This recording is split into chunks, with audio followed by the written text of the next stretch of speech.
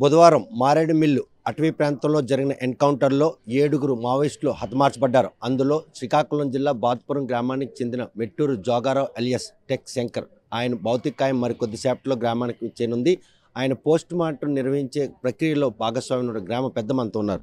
నిన్న చనిపోయిన విషయం తెలిసిన తర్వాత అక్కడికి వెళ్తే ఆ బాడీకి పోస్ట్ మార్టం నిర్వహించడానికి ఎన్ని గంటలు పట్టింది, ఎటువంటి ప్రక్రియ ఇంత ఆలస్యంగా మీకు పార్థివ శరీరం ఇవ్వడానికి దోహదపడింది? అంటే మేము మొన్న రాత్రి 9:30కి బయలుదేరాము సార్. ఇక్కడ నుండి బయలుదేరితే అంటే నిన్న తెల్లవారి 7:30కి వెళ్ళి అక్కడ చేరిపోయామన్నమాట. చేరిపోయిన తర్వాత ఏంటంటే మాకు 9 గంటలకి రిపోర్ట్ రాశారనమాట. రిపోర్ట్ రాసి ఏంటన్నారంటే మీకు రిపోర్ట్ రాసుకున్న మొత్తము అంతే 13 బాడీలు సార్. మొత్తం ఎడ్మాతంలో మొత్తం 13 బాడీలు. 13 బాడీలకి మేము వెళ్ళిన రోజే ఎడ్మా భార్యది ఇచ్చారు సార్. వాళ్ళు తీసుకెళ్ళిపోయారు. 11 బాటిల్కి ఏంటంటే నేను పోస్ట్ మార్టం కావాల్సింది, అది కాలేదు. మొత్తం 3 నిన్న అయినాయి పోస్ట్ మార్టంలో. అందులో ఎవరు ఛత్తీస్గఢ్ 2, ఇది శంకర్ దగ్గర 3 అయినాయి. అయితే నిన్న ఉదయం నుండి తర్వాత రాత్రి 9 వరకు ఈ రాసిన కాగితాలు రాస్తేతున్నారు, మాకు సంతకాలు పెడుతున్నారు. 3:30, 4 ఆ టైం పడేటంటే మాకు పోస్ట్ మార్టం అయ్యింది. పోస్ట్ మార్టం అయిన సీఏ అన్నారంటే మీకు బాడీ ఇచ్చేస్తామండి, పట్టుకుని వెళ్ళిపోతారు కానీ అనుకుని అన్నారు. అయితే అప్పుడు మనమైతే ఈ 4 నుండి రాత్రి 11 గంటల వరకు ఏంటంటే మనము కాపలా అక్కడ ఉన్నాం అనమాట. ఎప్పుడు వెళ్ళిస్తారు, ఎప్పుడు మనం పట్టుకుని వెళ్ళిపోతాం అనుకుని ఒక ఇన్ని మీద ఉంటుంది. రాత్రి 11:30 ఆ టైం అప్పుడు ఏంటంటే సీఏ వచ్చి ఏంటంటే మీ ఇదేంటంటే మీకు డిఎన్ఎం టెస్ట్ చేయించాలండి, ఇదేంటంటే మీకు విజయవాడ పంపించాలి. అది వస్తాడికి రేపు 9 అవుతుంది 11 అవుతుంది అంతా మేము చెప్పలేం కాబట్టి ఈ బాడీ ఇవ్వడానికి కాదనుకుని అనిపిస్తుంది మాకు. అయితే అప్పుడు మనం ఏం చేసామంటే మన ఈ బండి రోడ్ బుక్ చేసుకుని వెళ్తుంటాం మేము ఇక్కడ నుండి. అతను ఏంటంటే మేము 2 రోజులు అయిపోయాము ఇక్కడ నుండి కాబట్టి నేను వెళ్ళిపోతాను అనుకునేటువంటి గారు పెడితే మేము ఆలోచించుకున్నాం అనమాట. అక్కడికి వెళ్ళే వాళ్ళు ఆలోచించుకొని కొంతమంది మేము ఇక్కడ ఉండిపోతామా, కొంతమంది బండితో వెళ్ళిపోండి అనుకునేటంటే మేము అనుకుని మాట్లాడుకున్న సమయంలో మళ్ళీ సీఏ ఫోన్ చేసి ఏంటంటే మీ బాడీ మీకు ఇచ్చేస్తాము, మీరు పట్టుకొని వెళ్ళిపోండి అనుకునేటంటే మాకు చెప్పాడు. అప్పటికంతా 12 అయిపోయింది. 12 కరెక్ట్గా మేము 12 గంటలకు అక్కడ స్టార్ట్ చేసాం. అంటే ఆలస్యం జరుగుతున్న ఆ ప్రక్రియ చూస్తే కనుక ఆ పార్థివ శరీరం మీకు ఇచ్చేందుకు మాత్రం పోలీసులు సుముఖత లేనటువంటి పరిణామాలు చోటు చేసుకున్నారు సార్. అక్కడ పోస్ట్ మార్టం పూర్తయిన తర్వాత కూడాను పార్థివ శరీరం మీకు ఇవ్వడానికి ఏ ఆటంకాలు వారికి అడ్డంగా నిలిచాయి?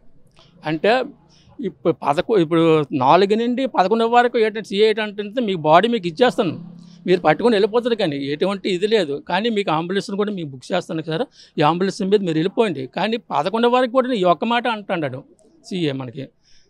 అంటే బాడీ ఇవ్వడానికి ఇష్టం లేకనే అటువంటిదా? అంటే మరి అంతే కదండి మనకి. ఇప్పుడు 11 గంటల 4 గంటలకి పోస్ట్ మార్టం చేసిన తర్వాత 11 వరకు ఇవ్వకపోవడానికి ఏంటంటే వాళ్ళకి ఇష్టం లేదే కదా మనకి. అది అక్కడ అవుతుంది, అర్థమవుతుంది మనకి. 2 రోజులుగా మీరు పడికాపులు కాసినప్పుడు కూడాను మీ జోగారావు మృతదేహాన్ని మాత్రం మీకు అప్పచెప్పడానికి పోలీసులు అడుగడుగున ఆటంకాలు కల్పిస్తూనే వచ్చారు సార్ మొత్తం. అంటే మేము వెళ్ళిన తర్వాత ఎవరికి లోనికి రాలేదు సార్ మనకి. అక్కడికి మేము ఇక్కడ నుండి 7గురు వెళ్ళాం సార్. 7గురు వెళ్ళిన తర్వాత 7గురిలో కూడా ఎవడు కూడా మనకు లోనికి రాలేదు. కుటుంబ సభ్యులకి 2కే పిలిచారనమాట. మీరు కుటుంబ సభ్యులు ఎవరంటే మన మెట్టూరు మధు, వాళ్ళు అన్నయ్య కుమారుడు, ఆ మేనడు ఎవరు ఉన్నారనమాట. వాళ్ళిద్దరికే ఆ బాడీ చూడడానికి తీసుకుని వెళ్ళాడు. చూసుకుని వెళ్ళింటేంటే వాళ్ళకే చూపెట్టాడు కానీ తక్కిన వాళ్ళకి ఎవరికి లోన్కి అంటే మనకి ఇవ్వలేదు. డిఎన్ఏ టెస్ట్ నిర్వహించాలన్నటువంటి నిబంధన వాళ్ళ పోలీసుల ప్రతిపాదన వాళ్ళ బంధువులు అవునా కాదని నిర్ధారించుకునేందుకు వాళ్ళు చేసినటువంటి ఆ ప్రయత్నం అంటే ఇది అంత ఒట్టిగానండి. ఇది డిఎన్ఏ టెస్ట్ ఇంతకుముందు మేము బాడీలు తెచ్చాం సార్. ఇప్పుడు సోదా తెచ్చాము మనం. ఇప్పుడు ఇది మొన్న వీళ్ళందరూ బాడీలు తెచ్చాము, ఎప్పుడు కూడా ఇది లేదు. ఏంది ఇప్పుడు కొత్త పెట్టాడు ఇది. మొన్న నెంబల కేశవరావు ఎన్కౌంటర్ తర్వాత ఆ బంధువులకేమో ఆ పార్థివ శరీరం ఇవ్వకుండా అక్కడే దాన సంస్కారం చేశారు. ఈ జోగారావు విషయంలో కూడా అటువంటి ప్రక్రియకే వాళ్ళు వ్యూహం రచించారు అనుకోవచ్చు. ఓరసనే కదా సార్ ఇది. ఇప్పుడు 4 నుండి 11 వరకు మీకు బాడీ అనుకున్నప్పుడు మనం మేట అనుకోవాలి. మనం అక్కడ వీళ్ళు పోలీసులు తలకి ఇదే కదా అనుకోవాలి మేము అక్కడ.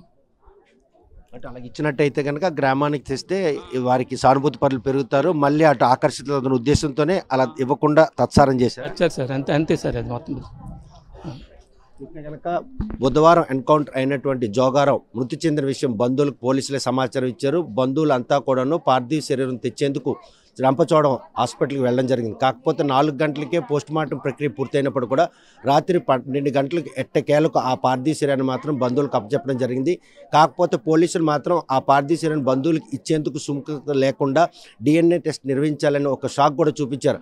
అయినప్పుడు కూడా బంధువులు పట్టుపట్టడంతో ఎట్టకేలకు రాత్రి 12 గంటలప్పుడు ఆ పార్థివ శరీరాన్ని మాత్రం బంధువులకు అప్పచెప్పడంతో మరికొద్ది సేపట్లో జోగారావు పార్థివ శరీరం మాత్రం బాతుపురం రానుంది. చుట్టుపక్కల పరిసర గ్రామ ప్రజలందరూ కూడాను ఆయన చివరి చూపు చూసేందుకు మాత్రం తండోపుతండాలుగా తరలివచ్చారు. కాకపోతే ఇక్కడ మాత్రం అడుగడుగున పోలీసులు ఆంక్షలు మాత్రం బంధువులను ఆ చివరి చూపు చూసేందుకు అవకాశం కల్పిస్తుందా లేదా అనే విషయం వేచి చూడాల్సిందే. బాతుపురం నుండి వీడియో జర్నలిస్ట్ రామకృష్ణతో సత్యం, RTV శ్రీకాకుళం. చరిత్ర సృష్టించినోడు ఇప్పుడు ఆ చరిత్రని తిరగరాయబోతున్నాడు.